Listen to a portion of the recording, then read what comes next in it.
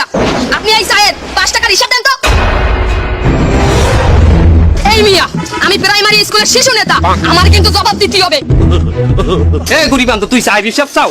তোকে আমি এখানে চা দিছি রিক্স লইয়া। তোর তো চা খাওয়ার বয়সই হয় নাই।